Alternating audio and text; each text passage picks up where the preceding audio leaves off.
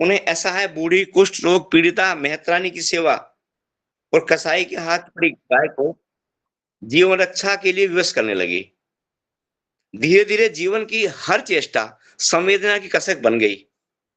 संवेदना भावुकता की विकसित अवस्था है। देखिए, यहाँ बड़ी महत्वपूर्ण बात गुरुदेव बता रहे हैं। इस चैप्टर में एक-एक वर्ड बड़ा समझने का, बड़ी गहराई से समझने का है। मैं मानता हूँ ये पढ़ने वाला बात नहीं है, यह समझने वाली बात है। गुरुदेव हमको एहसास कराना चाहते हैं कि हम वास्तव में इस स्तर पे जाके इस चीज़ को समझें, ऊपर-ऊपर ना समझें। ना कोई ये नियम ने पढ़ दिया या मैंने इसकी व्याख्या कर दी, नहीं इससे नहीं। इसमें मैं कहना चाहूँगा हर साधक को, हम लगभग 71 लोग यहाँ पे हैं, इसको अनुभव करने का प्रयास करें, गुरुदेव हमको क्या अनुभव कराना चाह रहे हैं, तो कुछ सार्थक होगा। तो गुरुदेव कहते हैं संवेदना भावुकता की विकसित अवस्था है। यानी कि भावुकता जब विकसित हो जाएगी तो हमारे संवेदना के रूप में प्रकट होगी वो। संवेदना, अब इस शब्द को समझिए, संवेदना क्या है? अक्सर सुनते हैं इन शब्दों को, हम कोई नए शब्द नहीं है, लेकिन शायद उस गहराई तक नहीं जा पाते जहां हमें जाना चाहिए। संवेदना का संधि विच्छेद करते हैं तो संवेदना, यानी कि सामने वाले को जो कष्ट हो रहा है, वो कष्ट हमें भी उसी स्तर का हो, इसको संवेदना कहा जाता है। संवेदना यानी कि उसकी वेदना में हम भी उसी स्तर पे उसको महसूस करें। अब हमने कई बार देखा होगा, रोड पे जाते हैं, कोई एक्सीडेंट हुआ देखते हैं, आराम से निकल चले जाते हैं, या 2 मिनट रुके, इतना तो कर लेते हैं, 2 मिनट रखे, कोई ये इतना देखना चाहते हैं, कोई हमारा अपना तो कोई जान पहचान का तो नहीं है, ठीक है, वो अननोन आदमी, ठीक है, निकल जाते हैं। यानी ये संवेदना नहीं है। हमें वहां रुकना चाहिए, प्रयास करना चाहिए, हम वहां क्या कर सकते हैं, तो इसको संवेदना का, यानी संवेदना का स्तर, जिसको पीड़ा हो रही है और हमको, दोनों को अगर एक साथ है तो वो संवेदना कही जाएगी। भावुकता की दशा में आत्मा को कसक भरी पुकार उभरती है, विलीन होती रहती है, लेकिन संवेदना बनकर से स्थायित्व मिल जाता है। यानी कि भावुकता कभी कभी बार बार आती रहती है, जाती रहती है, आती रहती है, जाती रहती है, लेकिन जब संवेदना विकसित हो जाती है हमारे अंदर, तो फिर उसको मजबूती मिल जाती है।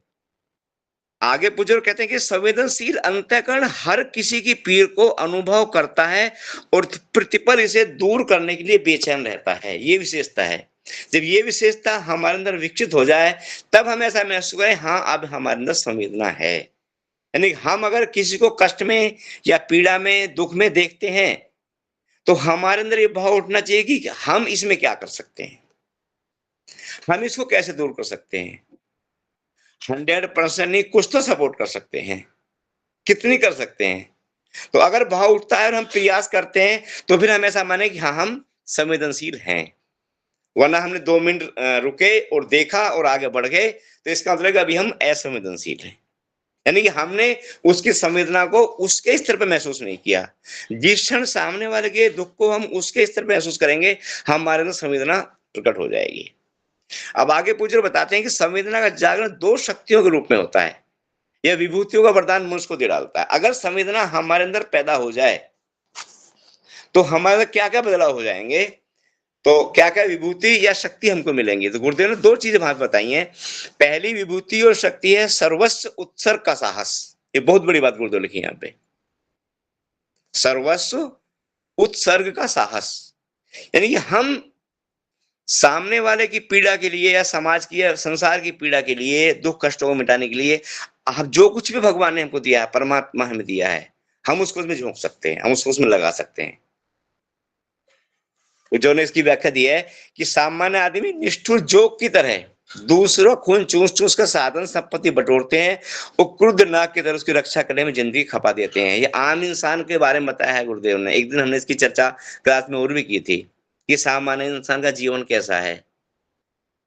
सामान्य इंसान निष्ठुर जोक, जोक दे खून पीती आदमी सबका, निष्ठुर जोक की तरह धन इकट्ठा करते हैं और क्रुद्ध नाग की तरह उस पर फन-फनाकर बैठ जाते हैं कि इसको और उसकी रक्षा करने में पूरी जिंदगी खपा देते हैं। त्याग, उत्सर्ग, बलिदान की सामर्थ्य उनमें कहाँ होती है? नहीं होती। कभी छोटा-मोटा दान भी करेंगे तो पहले उसको चर्चाओं में ले आएँगे, 10 जगह बताएँगे, हल्का-फुल्का किसी ने दबाव डाला कर देते हैं। यह तो उसी संवेदनशील हृदय, अब गुरुदेव कहते हैं कि जो उत्सर्ग का साहस है, सर्वस्व उत्सर्ग का साहस की बात है, ये उसी संवेदनशील हृदय के लिए संभव है जिसमें उत्सर्ग का साहस उभरा।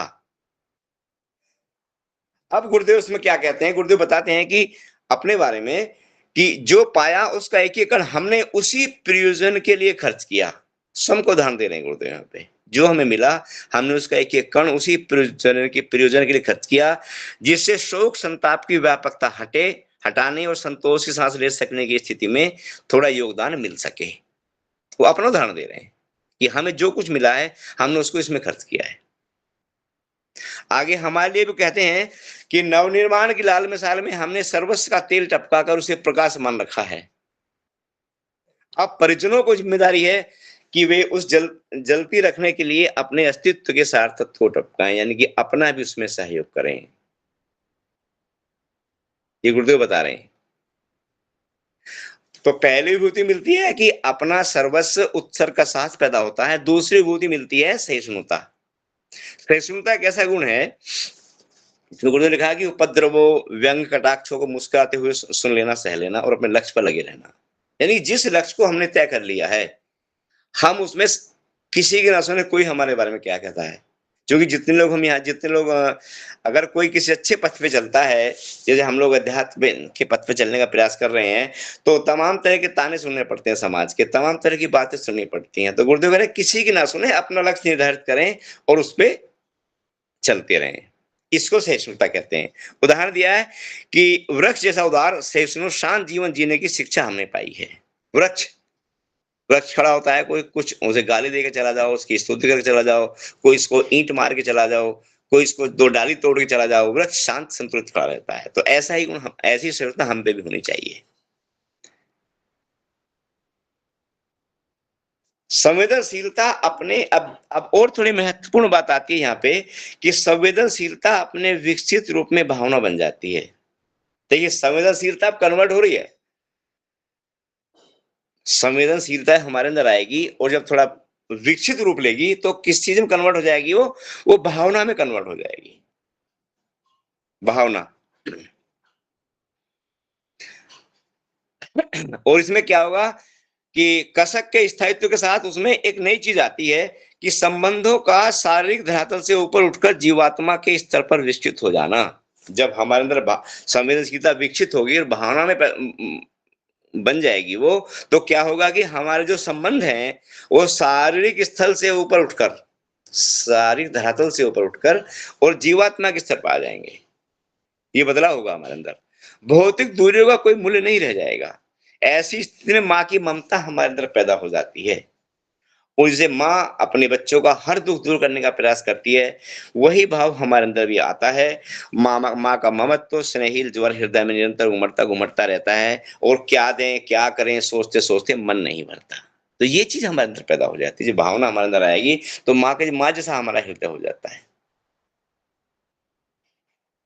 इसमें गुरुदेव कहते हैं हमारे लिए कि हे अमर पुत्रो, वे भावनाएं कैसी जिन्हें दूरी थका डाले, मृत्यु डरा दे, शरीर बांध ले, समय समेट ले। आज भी अपना और अपने आराध्य के बीच, देखिए ये बड़ी अच्छी बात गुरुदेव बता रहे हैं यहाँ पे, आज भी अपना और अपने आराध्य के बीच भावनात्मक प्रभाव यथावत है। यानी गुरुदेव और दादा गुरु के बीच जो भावनात्मक प्रभाव है वो आज भी यथावत है और तब तक बना रहेगा जब तक कालदेह आत्म चेतना का अस्तित्व है। यानी चेतना जब तक भी सृष्टि में रहेगी तब तक ये आत्मीयता बराबर बनी रहेगी। अब हमारे बारे में गुरुदेव बता रहे हैं कि लोगों की आंखों से हम दूर हो सकते हैं पर हमारी आंखों से कोई दूर ना होगा, ये विश्वास है हमारे लिए, दिला रहे हैं गुरुदेव। जिनकी आंखों में हमारे प्रति स्नेह और हृदय में भावनाएं हैं, यानी कि हमारे बारे में कह रहे हैं गुरुदेव, उन सब की तस्वीरें हम अपने कलेजे में छिपा कर ले जाएंगे और उन देव प्रतिमाओं पर निरंतर आंसुओं का अर्घ चढ़ाया करेंगे। कह नहीं सकते पूर्ण होने के लिए प्रत्युपकार का कुछ अवसर मिलेगा या नहीं, पर यदि मिला तो अपनी देव प्रतिमाओं को अलंकृत तो सुसज्जित करने में कुछ उठाने रखेंगे। लोग हमें भूल सकते हैं पर हमें अपने किसी स्नेह को नहीं भूलेंगे। ये हमको विश्वास करना चाहिए गुरुदेव की बात पर। ये गुरुदेव हमको विश्वास दिला रहे हैं कि हमारे आपके बीच जो संबंध कायम हुआ है, जो अपनत्व जो प्रेम कायम हुआ है, ये कभी खत्म नहीं होगा। हम तोड़ सकते हैं अपने स्तर से, हम पीछे हट सकते हैं, लेकिन गुरुदेव कह रहे हैं हम नहीं पीछे हटेंगे, हम अपने किस स्नेह को नहीं भूलेंगे। अब थोड़ी सी टॉपिक यहाँ चेंज होता है कि भावना का विस्तार जब समष्टि में हो जाता है। अब देखिए एक अगला शब्द आता है पहले थी संवेदनशीलता। संवेदना जब आगे बढ़ती है तो भावना बदलती है, और भावना जब विस्तार पाकर समष्टि में फैल जाती है, तब वह करुणा में बदल जाती है। मैं शुरू में कहता कि इन दो शब्दों को समझना बहुत महत्व की बात है, प्रेम व करुणा। अब यहाँ करुणा आती है कि भावना का विस्तार जब पूरे यूनिवर्स में फैल जाता है, हमारा पूरी समष्टि में फैल जाता है, तब करुणा में बदल जाती है। करुणा किसी विशेष व्यक्ति, विशेष समूह के प्रति नहीं, सबके प्रति होती है। संवेदनशीलता हमारी अपनों के प्रति हो सकती है, भावना अपनों के प्रति हो सकती है, लेकिन यहाँ गुरुदेव कहते हैं कि करुणा में अपने पर किसी व्यक्ति विशेष के प्रति नहीं, किसी समूह के प्रति नहीं, सबके प्रति होती है। और बड़ी महत्वपूर्ण लाइन है ये कि करुणा की नहीं जाती, हो जाती है। ये बहुत महत्वपूर्ण समझने की बात है कि हम करुणा किसे करें, कर नहीं सकते। ऐसा स्तर जब हमारी भावना समष्टि में फैल जाएंगी, तो हम करुणा करेंगे नहीं, प्रयास से ऑटोमेटिक हो जाएगी, क्योंकि वो हमारा स्वभाव बन गया। अब इसलिए लिखा गुरुदेव, की नहीं जाती, हो जाती है। उसमें उस वक्त हमें प्रयास नहीं करना पड़ता किसी करुणा दिखाने के लिए, वो स्वाभाविक हमारे अंतर से निकलेगी। इसे ऐसे समझा जा सकता है जैसे जंगल की किसी अनजानी, जैसे या आप ऐसे मानिए कि जंगल में कोई अनजानी पगडंडी है, वहां पे गुलाब का फूल खड़ा है। अब वहां पे कोई राजा निकले या कोई भिखारी निकले या कोई निकले या ना निकले, वो फूल हमेशा अपनी खुशबू देता रहेगा। तो वही बात है कि की नहीं जाती, वो ऑटोमेटिक हो जाती है। आगे बड़ी महत्वपूर्ण गुरुदेव लिखिए, करुणा उस व्यक्ति के अंतःकरण की स्वाभाविक अवस्था है। अब देखिए यहाँ वो बात है जो पीछे कह रहा था कि करुणा व्यक्ति के अंतःकरण की स्वाभाविक स्थिति है। किसके की? जो बुद्ध बन गया है, बुद्ध स्तर पर पहुंच गया है। इससे नीचे यह विकसित नहीं होती। आत्मवत सर्वभूतेषु की भावना का प्रकाश है। आत्मवत सर्वभूतेषु की बात में याद आया, पीछे भी एक दो बार क्लास में चर्चा हुई है। गुरुदेव ने लिखा है कि हमने 3 साधनाएं की हैं। पहली साधना हमने की है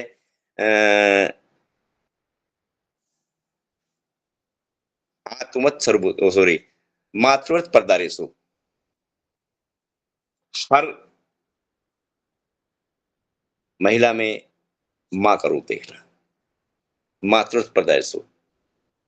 प्रद्रव्यलोष्टवत, पहली प्रद्रव्यलोष्टवत यानी कि जो भी सामाजिक संपदा संधन है, सबको एक लोष्टवत के रूप में देखना। दूसरी साधना की थी मातृवत परदारेषु, हर महिला में, हर माँ बहन में अपनी माँ की छवि देखना। ये दोनों साधनाएं हमारी बड़ी आसानी से हो गई, ये पूज्य गुरुदेव लिखते हैं। लेकिन जब हमने आत्मवत सर्वभूतेषु की साधना की, तो इसमें हमें बहुत समय लगा, यानी पूरे संसार को अपना मानने में। और यहीं पे आके करुणा विकसित होती है। जब हमारे अंदर आत्म सर्वभूतेषु की भावना प्रबल हो जाएगी, तो हमारे अंदर करुणा विकसित हो जाएगी। अब हमें किसको प्रेम करना नहीं पड़ेगा, स्वाभाविक हमारे अंदर से निकलेगा। ये गुरुदेव बता रहे हैं इसमें। जैसे गुरुदेव किसी को प्रेम करते नहीं, तो स्वाभाविक उनके अंदर से होता था। माँ की, अगर किसी माँ के 4 बेटे हैं, तो वो कोई ऐसा नहीं कि तीनों को अलग से प्रेम करेगी, चौथे को अलग से प्रेम करेगी, वो स्वाभाविक उसके अंदर से निकलेगा। युग ऋषि अपनी इस उपलब्धि का शब्दांकन इस तरह से करते हैं, थोड़ा समझा रहे गुरुदेव बता रहे हैं आगे कि आत्मवत सर्वभूतेषु की भावना जैसे ही प्रखर हुई, यानी जैसे हमारे अंदर पैदा हुई, प्रखर हुई, निष्ठुरता उसी में गलकर नष्ट हो गई। जी में केवल करुणा शेष रह गई। वही अब तक जीवन के अंतिम अध्याय तक यथावत बनी हुई है, उसमें रह रहते भी कमी नहीं आई है। उनका इस उपलब्धि को संजय उनका अंतःकरण पुकार उठा। अब देखिए गुरुदेव अंतःकरण में क्या आवाज उठी।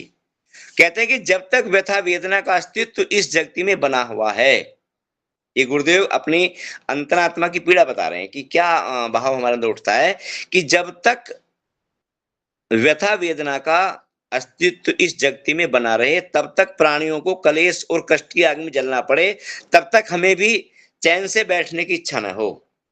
ये उसका रिजल्ट बता रहे हैं गुरुदेव। जब हमारे अंदर करुणा पैदा हो जाएगी, आत्मवत सर्वभूतेषु की भावना हमारे अंदर प्रकाशित हो जाएगी, तो हमारे विचार ऐसे हो जाएंगे जैसे गुरुदेव अपने बता रहे हैं।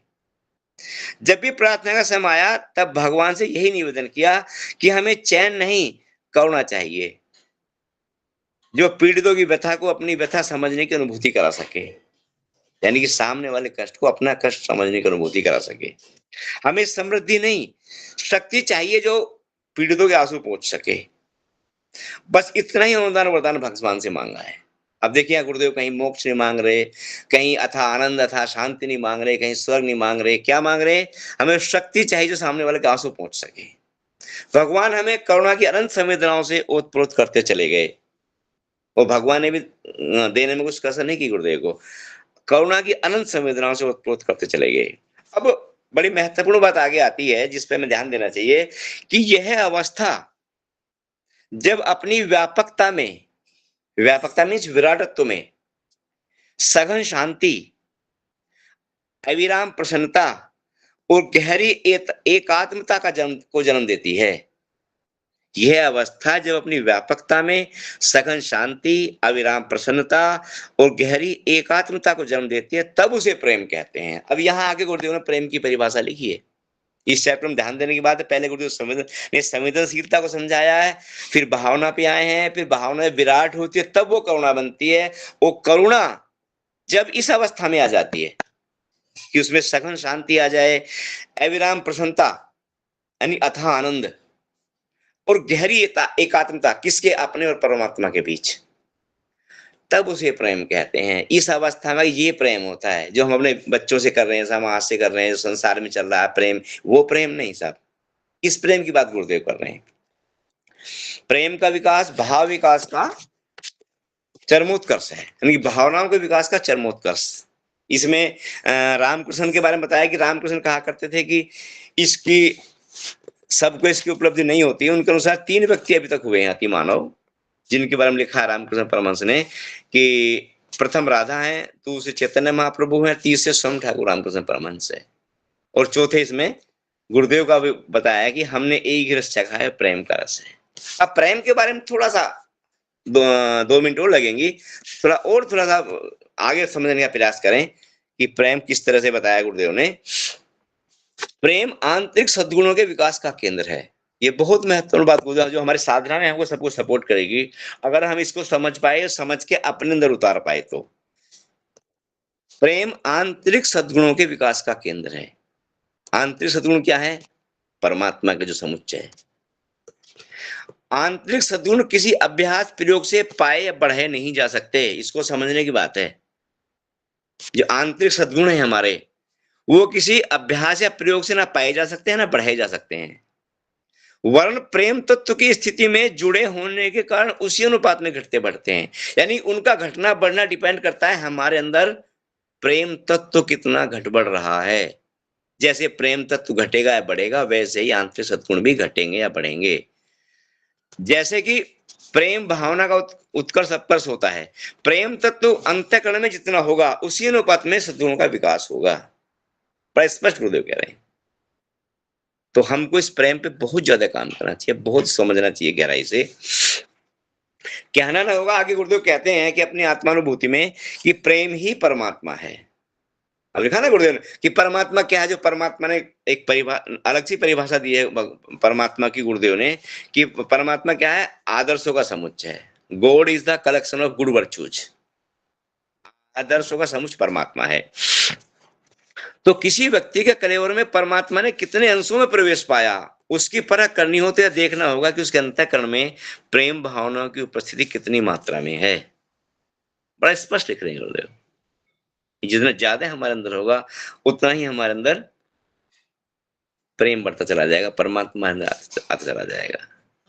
एक और बड़ी विशेष बात गुरुदेव ने लिखी है कि तनिक आगे बढ़ चले तो पाते हैं कि उनकी आत्मा व्यक्ति कि एक प्रेमी अनेक प्रेमिकाएं, यह आश्चर्य अध्यात्म जगत में ही संभव है। ये नई चीज अधिकांश लोग पढ़ेंगे। एक प्रेमी अनेक प्रेमिकाएं, क्योंकि संसार में तो एक प्रेमी एक प्रेम का होते हैं। यहाँ गुरुदेव कहते हैं कि प्रेम से भरी आत्मा को अगणित सत्प्रवृत्तियां असीम प्यार करती हैं। उत्कृष्ट प्रेम और उनके आधार पर एकत्रित सत्प्रवृत्तियां जीवन को आनंद उल्लास से भरा पूरा बना देती हैं। यानी प्रेम में हो संव्याप परमात्मा कहीं किसी लोक, ये इसको समझे जरा कि परमात्मा किसी लोक का वासी नहीं है जैसा आम इंसान समझता है, बल्कि कण कण में समाया हुआ है। और सबसे अधिक जहां उन्होंने परमात्मा के रिश्ता अनुभव किए वह है हमारे उनके अपने परिजन, यानी कि हम और आप सब। लास्ट में गुरुदेव बड़ी महत्वपूर्ण बात कहते हैं कि ईश्वर भक्ति का अभ्यास हमने, ये हमारी, हमको भी समझा रहे हैं गुरुदेव कि ईश्वर भक्ति का अभ्यास हमने गुरु भक्ति की प्रयोगशाला में, व्यायामशाला में आरंभ किया और क्रमिक विकास करते करते प्रभु के दंगल में जा पहुंचे। ये समझने की बात है। गुरुदेव पर आरोपित हमारी प्रेम साधना प्रकारांतर से चमत्कारी वरदान बनकर लौटी। इसमें गुरुदेव कहना चाह रहे हैं कि ईश्वर भक्ति का अभ्यास हमने गुरु भक्ति की प्रयोगशाला में किया, यानी पहले तो हम गुरु को भगवान मानेंगे ना, और गुरु को भगवान मानते मानते हम भगवान के स्तर तक पहुंच जाते हैं, यानी कि प्रभु के जंगल में जा पहुंचे। क्रमिक विकास कर अपनी अपनी चेतना को उठाते उठाते उठाते उठाते और हम परमात्मा के जंगल में जा पहुंचे, यानी कि पहले गुरुदेव को भगवान माना और फिर भगवान ही गुरुदेव हो गए। तो ये इसमें समझाने का प्रयास किया गुरुदेव ने। इसमें सबसे ज्यादा गुरुदेव ने प्रकाश डाला है प्रेम और करुणा के ऊपर। इनको हमें समझना चाहिए और समझ के अपने जीवन का, समझना नहीं, अपने जीवन में उतारना चाहिए, तब हमारा भला होने वाला है। ये खाली ज्ञान की चीज नहीं है। जब तक प्रेम, संवेदनशीलता, करुणा, प्रेम जब तक हमारे अंतःकरण का हिस्सा नहीं बनेंगे भैया, तब तक बात बनने वाली नहीं है। तो यही गुरुदेव ने इस चैप्टर में बताने का प्रयास किया है और इतना अच्छा खोल के समझाया कि एक एक शब्द बहुत कीमती है। जी भैया, जो मेरे समझ में आया मैंने थोड़ा सा इसका सारा प्रस्तुतिकरण किया। अब ये मंच खुला है सबके लिए, अब लोग हैंड रेज कर सकते हैं, अपनी बात रख सकते हैं सभी। जी जी राजेंद्र भैया प्रणाम। जी भैया प्रणाम। ये आपने बड़ा अच्छा सार प्रस्तुत किया जो है, जी थैंक यू इसमें भैया। थोड़ा सा इस पर प्रकाश डालिए, जिस पे हम अभी भी प्रैक्टिकल कर रहे हैं, लेकिन ये गुरुदेव की बात से तो बिल्कुल गलत हो रहा है कि जी प्रेम अभ्यास से नहीं और प्रयोग से नहीं। जी भैया। ये मतलब प्रेम वास्तव में जो हम चाहते हैं वो हो नहीं रहा है, जी अभ्यास जी से भी नहीं हो रहा और प्रयोग। ये बात आज गुरुदेव ने यहाँ स्पष्ट किया है। और जी ये भैया। बात भी नहीं समझ में आ रही कि प्रेम का जो आपने बताया तत्व, तो जी वो कैसे बढ़ाया जाए। और यहाँ पे करुणा के लिए भी वही बात लिखा है इन्होंने कि करुणा की नहीं जाती, हो जाती है। जी भैया। जी ये दोनों चीजों पे थोड़ा सा भैया अलग से जी जी। देखिए, ये भैया पूरा पैराग्राफ गुरुदेव ने इसी टॉपिक पे सेंट्राइज किया है कि प्रेम आंतरिक सद्गुणों के विकास का केंद्र है। एक्चुअली क्या भैया, इसको इस तरह समझे राजेंद्र भैया कि प्रेम हमें एक कॉमन सा वर्ड हो गया है, ये कॉमन, जो सुबह शाम तक पता नहीं 50 बार हमारी जुबान पे आता है, जगह जगह सुनने को मिलता है। लेकिन गुरुदेव इस चैप्टर में हमको उस गहराई तक लेके गए कि ये प्रेम ये है। जिस प्रेम की अब सुबह शाम तक 1000 बार चर्चा करते हो, प्रेम नहीं है, वो तो हमारी आसक्ति है, हमारा लोभ मोह है, जो पहले पैराग्राफ में क्लियर किया गुरुदेव ने। और यहाँ पर उसके मूल तत्व पाए हैं कि प्रेम आंतरिक सद्गुणों के विकास का केंद्र है। इसकी हलचलें समस्त गुणों को प्रभावित करती हैं। गुरुदेव अपने शब्दों में कह रहे हैं, जो आप बता रहे हो कि आंतरिक सद्गुण किसी अभ्यास प्रयोग से पाए बढ़े नहीं जा सकते, वरन प्रेम तत्व की स्थिति के जुड़े होने के कारण उसी अनुपात में घटते बढ़ते हैं, यही जैसे भैया कि जो प्रेम प्रेम भावना तत्व। से आपका। जी भैया, जी कुछ कहना चाह रहे हैं। हाँ जी भैया, यही जो प्रेम तत्व के घटने बढ़ने, ये भैया थोड़ा सा ये हाँ बात नहीं समझे कि ये तत्व, ये मतलब फिर या तो लगता है कि सद्गुणों, आंतरिक के सद्गुणों का विकास, जी उससे ये घट बढ़ रहा होगा। भैया, वहीं से तो है। जी प्रेम को एक कोई पत्थर का टुकड़ा थोड़ी है उठा के हमने अंदर रख लिया। जो उन हम सबका चाहते हैं उन उसी सबका बात। देखिए, प्रेम, इसको इस तरह समझे भैया कि प्रेम जब व्यवहार में उतरता है तो आत्मीयता, दया, करुणा, ममता, स्नेह, सौजन्य, ये सब हमारे व्यवहार में दिखाई पड़ते हैं। तो इन सबका समन्वय स्वरूप प्रेम है। तो ऐसा नहीं प्रेम कोई अलग से हुए हैं। तो इन सबको इकट्ठा है, या परमात्मा, जैसा आगे उर्दू ने कहा है कि परमात्मा ही प्रेम है, प्रेम ही परमात्मा है, यानी जितने भी सद्गुण हैं उन सबका एक समुच्च प्रेम है। जी भैया, शायद कुछ समाधान आपका हुआ होगा मेरे। जी जी जी जी जी जी। धन्यवाद। तो भैया उन सबको बढ़ाना पड़ेगा और वो सब बढ़ेंगे साधना से, क्योंकि वो वास्तव में तो हमारी अंदर की चीज है ये, लेकिन जो कसाय कलमश हमारी आत्मा पे चढ़ गए हैं, उन सबको दबा रखा है, और वो साधना से हटेंगे तो प्रकट होगा अंदर से भैया। अब देखो जैसे पीछे यहाँ पे एक चीज लिखी थी कि करुणा अंतःकरण की स्वाभाविक स्वाभाविक अवस्था है। तो ये चीज हमको ध्यान देनी चाहिए। करुणा कहीं से लानी नहीं है हमको, वो हमारे अंतःकरण की स्वाभाविक अवस्था है। पर किसकी? जो बुद्ध बन गया है, जिसने आत्मत सर्वभूतेषु को अपना लिया है, उसके अंतःकरण की स्वाभाविक अवस्था करुणा है। तो वही वही प्रेम है। जी भैया। आंतरिक सद्गुणों को भरना होगा। जी जी जी जी जी जी जी। भैया, परमात्मा की परिभाषा भी तो गुरुदेव ने यही दी है। अगर हम पढ़ें कि परमात्मा सद्गुणों का समुच्चय है, तो अगर सारे सद्गुण एक जगह कर दिए जाएं तो वही परमात्मा हो जाता है। जी जी भैया। जी जी। बाकी लोग भी हैंड रेज कर सकते हैं अपना। जी शंभू भैया। जी भैया, सबको प्रणाम। जी प्रणाम भैया। भैया एक छोटा, हम लोग तो अभी बाल मैंने बुद्धि का प्रश्न, सहिष्णुता शब्द का थोड़ा सा विस्तार प्रकाश इसमें डाला है। सहिष्णुता शब्द का क्या मतलब, डिटेल क्या है? क्या सहिष्णुता? जी भैया। भैया तो दोबारा बताएंगे। एक्चुअली बिंदु दीदी का खुला हुआ है। हाँ दीदी, बंद करें जरा अपने इसको। सहिष्णुता, गुरु जी सहिष्णुता। लिखते हैं, हेलो, हाँ जी भैया, आप बताएं। दूसरी विभूति के रूप में मिलती है सहिष्णुता। हाँ जी हाँ जी। उपद्रवों, व्यंग, कटाक्षों को मुस्कुराते हुए सुन लेना, सह लेना और अपने लक्ष्य में निरत रहना, यही हम्म। सहिष्णुता। थोड़ा अच्छा विस्तार इस पर हम जानना चाहते हैं, सहिष्णुता शब्द का विस्तार थोड़ा जानना चाहते हैं भैया। अच्छा अच्छा अच्छा भैया, इसको इसको थोड़ा व्यवहारिक उस पर समझे। सहिष्णुता का मतलब है कि हम अपनी सहिष्णुता को इतना बढ़ा लें कि लोग हमारे बारे में क्या कहते हैं, क्या नहीं कहते, क्या कटाक्ष हम पे किए जाते हैं, क्या व्यंग हम पे कसे जाते हैं, उनको ध्यान न देके हम अपने लक्ष्य पे ध्यान दें। सामान्य क्रम में क्या होता है कि संसार ये चाहता है जैसा हम हैं ऐसे ही आप भी रहें।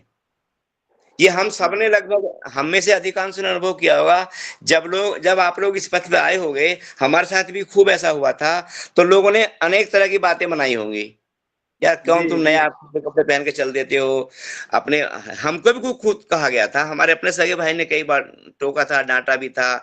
बाकी समाज में जो हमारे जिन्हें हम अपना कहते थे, उन्होंने कहा भाई तुम कौन सा नया रास्ता अपना रहे हो, अरे बच्चे पालो, अपने पेट भरो, कहाँ लपड़ों में पड़ रहे हो, ये साधु महात्माओं का काम है।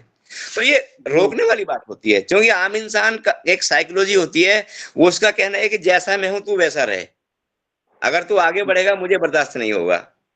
तो यही कह रहे हैं गुरुदेव कि हम इतने सहिष्णु हो जाएं, जो भी हमारे सराउंडिंग्स ऐसी बातें हो रही हैं, हम उन पे ध्यान ना दें, अपने लक्ष्य पे ध्यान दें।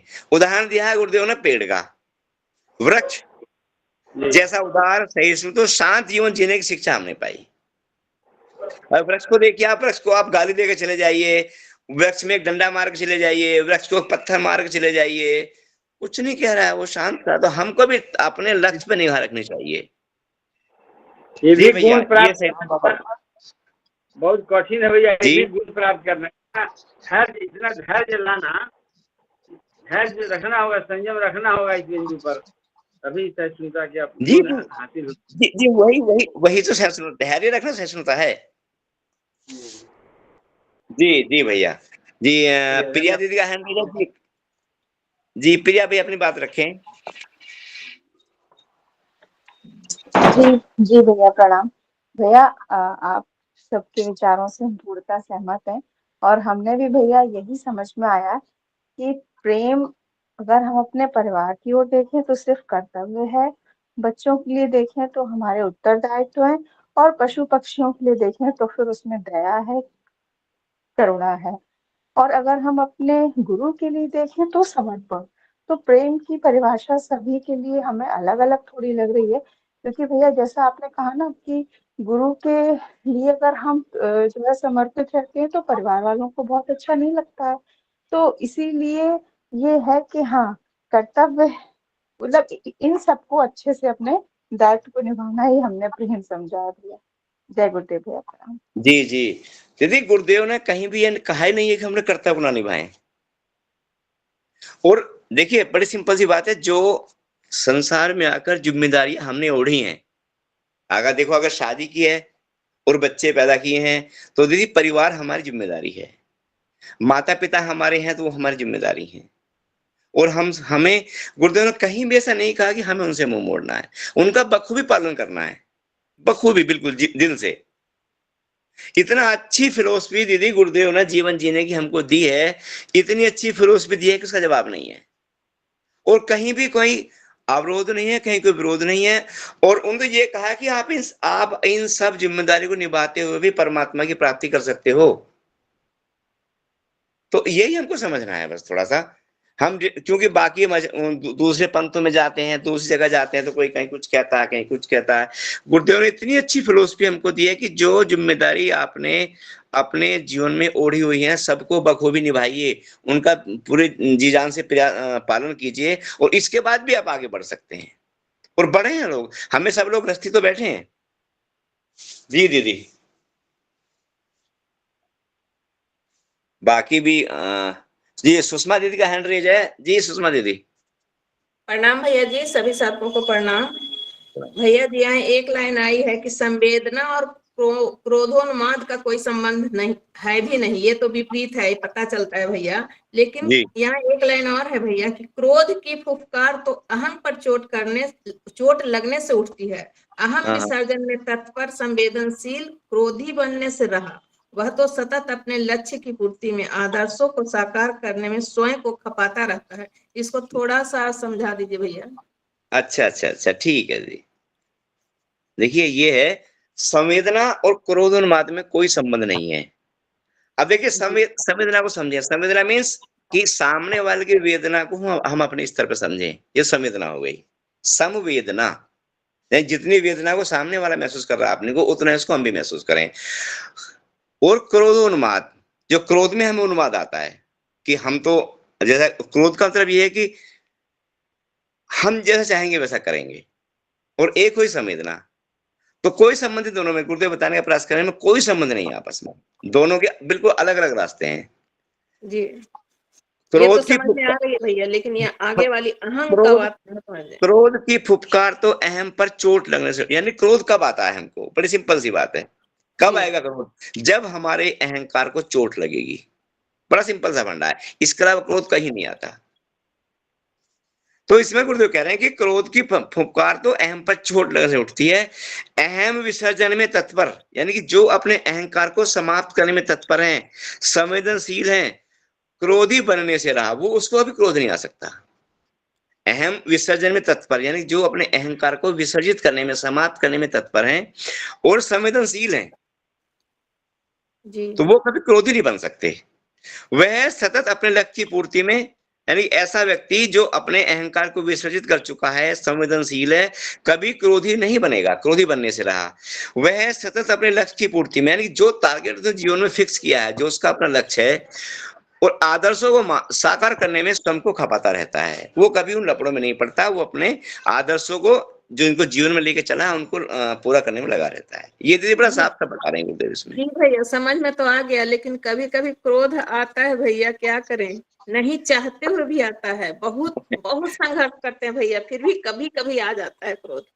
देखिए इसको थोड़ा सा प्रैक्टिकली समझने का प्रयास करें कि जब क्रोध आ गया तब तो आ गया, तब कुछ नहीं कर सकते जी। इसके चलिए 2-3 छोटे छोटे सूत्र हैं। एक तो ये है कि जब क्रोध कब आएगा, अहंकार को चोट लगे, जो कुछ भी हमारी इच्छाओं के प्रतिकूल हो रहा है, तब हमको क्रोध आता है। जी। और हमको अपने से जहां हम पावरफुल होते हैं वहीं क्रोध आता है। कभी देखिए कोई कर्मचारी ऑफिस में है, उसका अधिकारी इसको डांट रहा है तो किसी को क्रोध नहीं आता, क्योंकि कर्मचारी को मालूम है कि बॉस मेरे सर पे है, कुछ नहीं उसके मुंह से निकलता, चुपचाप खड़ा रहता है। तो इसमें हम ये अगर गृहस्थ में देखें या सामान्य जीवन में ये प्रयोग कर सकते हैं दीदी। हमने भी इसका बहुत अभ्यास किया है कि जब भी गुस्सा आ रहा है, यानी कि सामने वाला हमारा अपना कोई ऐसा व्यवहार कर रहा है जो हमें अच्छा नहीं लग रहा, ये मैं व्यवहारिक बात कर रहा हूँ दीदी। जी। तो उस वक्त हम बहुत जल्दी रिप्लाई ना करें, उसको समझें और अपने को आवेश में ना आने दें। क्योंकि वो सामने वाला ठीक है, हमको बुरा भला कह रहा है, जो कुछ भी कह रहा है उसको गुस्सा आ रहा है, वो तनाव में है, वो पीड़ा में है, किसी बात को लेके मान लिया हमसे गलती हुई है या नहीं भी हुई है, तो उस वक्त हम एक सूत्र अपनाएं कि अपने को शांत रखें, कुछ समय के लिए कुछ समय को शांत रखें। और आप देखिए इस प्रयोग को करके थोड़ी देर बाद आपको लगेगा इतनी बड़ी बात थी, इतना मुझे गुस्सा आ रहा था, क्योंकि उस समय जो आवेश आपको आ रहा है, अगर आपने आवेश को आ जाने दिया तो आवेश उधर तो वो ऐसी कड़वी बात कह रहे हैं, उधर आप अपने आवेश को संभाल नहीं पाए, तो समस्या बहुत बड़ी हो जाती है। और 2 दिन बाद पता लगता है समस्या इतनी बड़ी नहीं थी, तुमने मुझे 2 बात कही, मैंने तुम्हें 4 बात कही, और समस्या यहाँ बड़ी हो जाती है। तो सबसे अच्छा प्रयोग है उस वक्त आप कुछ भी करें, गुरुदेव का चिंतन करें या कुछ भी करें, एक संकल्प लेंगे, उस वक्त मैं तुरंत रिप्लाई नहीं करूंगी, चाहे पति है या बेटा है या बेटी है या भाई या बहन है, कोई भी है। तो उस जी वक्त भैया, लेकिन गुस्सा जब थोड़ा आता है भैया, उसके तुरंत बाद ही रियलाइज हो जाता है कि हम गलत थे, ये बस चीज हो जाता है भैया। जी। अब देखिए इसको इस तरह भी समझें, इस हमारा सपोज कि अपना प्रिय है सामने, पत्नी है या बेटा है, बेटी है, बहन है, कोई भी रिलेशन में है, अब उसको और हम पे कुछ सारा वो भी 4 बार सुना रहा है, अब उस वक्त बिल्कुल शांत, क्योंकि मैं जो कह रहा हूँ इतना आसान नहीं है दीदी सुनना, क्योंकि अपना सामने होता है तो बिल्कुल सुनना आसान नहीं होता, बहुत आवेश आता है। लेकिन अगर उसको आपने सहन कर लिया, संभाल लिया, तो आने वाला समय भी आपका अच्छा होने वाला है। बस इसका अभ्यास करना पड़ेगा आपको उस जी वक्त। भैया, अभ्यास ही करूंगी, जी करूंगी भैया, जी दीदी, बिल्कुल करूंगी भैया, धन्यवाद जी भैया। जी, थैंक यू दीदी, थैंक यू। तो भैया आज का ये चैप्टर बहुत ही अच्छा था, प्रेम व करुणा। तो इन 2 शब्दों पे हमको अपना चिंतन करना चाहिए कि ये ज्ञान के लिए नहीं, हमारे अंदर कैसे बढ़े, और यही हमारी भैया साधना का भी उद्देश्य है। साधना के अंतिम चरण में यही चीजें हमारे अंदर आएंगी, हमें कोई अलग से भगवान नहीं मिलेगा, यही गुण हमारे अंदर पैदा हो जाएंगे। तो इनको बढ़ाने का प्रयास हमें करना चाहिए, और साधना हम कर रहे हैं सब लोग, लेकिन चिंतन भी हमें करना चाहिए कि अगर हमें, जैसे अभी दीदी सुषमा दी कह रही थी, आवेश गुस्सा आता है, तो कैसे इन जैसे जैसे हम इन चीजों को कंट्रोल करते चले जाएंगे। अब देखिए जैसे अभी की क्लास में बात चल रही थी, क्रोध पहले स्टेज पे क्षमा में बदलता है, यानी जो हम पे क्रोध कर रहा है हम उसको क्षमा कर देते हैं, लेकिन जब और अगली स्टेज आएगी तो क्रोध प्रेम में बदल जाएगा। व्यक्ति वही है, हम भी वही हैं, लेकिन वो स्टेजेस हैं। हम सामान्य व्यक्ति हैं, तुरंत उसका प्रतिकार करेंगे। अगर हमारी मेधा, हमारी अंतःकरण विकसित हो गया है, तो हम सामने वाले की बात बड़ी शांति से सुनेंगे, और सुनते सुनते हमको ऐसा महसूस होगा कि यार हमारा अपना ही तो है सामने, माने कोई भी रिश्ते में है, ठीक है इसको पीड़ा है, ये हमें 2 बात कह रहा है, हमें क्या फर्क पड़ जाएगा। अब देखिए जब आप इस तरह का व्यवहार अपने अंदर विचार रखेंगे, ऐसा व्यवहार आपका होगा, तो सामने वाला खुद निर्मित हो जाएगा, खुद, और उसका व्यवहार भी चेंज हो जाएगा, और आपके अंदर समझिएगा आपके अंदर करुणा पैदा हो गई, दया पैदा हो गई। तो चलिए बहुत अच्छी क्लास रही आज की। मैं ये कहूंगा कि इनको हम पैदा करने का प्रयास करें, बढ़ाने का प्रयास करें। जी समय भी हो गया है, किसी का हैंडरेज भी नहीं है। आइए शांति पाठ के साथ क्लास की समाप्त करते हैं। ओम शांति शांति शांति। ये सभी बहन भाई को बहुत प्रणाम। सभी भाई बहनों को प्रणाम, शुभ रात्रि। सभी भाई बहनों को प्रणाम। भैया का बहुत अच्छा समझाया, भैया धन्यवाद, धन्यवाद भैया। सभी भाई बहनों को प्रणाम, शुभ रात्रि। धन्यवाद, प्रणाम भैया, बहुत सुंदर आपका वाचन। भैया मेरी भी एक प्रश्न है कि क्रोध पर आपने बताया, समझ में आता है, लेकिन मैं भी कंट्रोल नहीं कर पाती हूँ भैया। दीदी इतना आसान नहीं है, अभ्यास है, लेकिन साधना बड़ा ही अभ्यास से हो जाता है। हमारा हाल तो बहुत बुरा था दीदी, हम तो 100 टाइम पढ़ते हैं, हमने कितना नुकसान अपना गुस्से में किया हम जानते हैं, लेकिन हाँ पिछले 8-10 साल से बहुत अच्छी सफलता मिली है, बहुत अच्छी दीदी। तो मिलेगी सफलता, ऐसी बात नहीं, आगे बढ़िए। जी जी धन्यवाद जी दीदी, थैंक यू। सभी को प्रणाम। सभी को प्रणाम।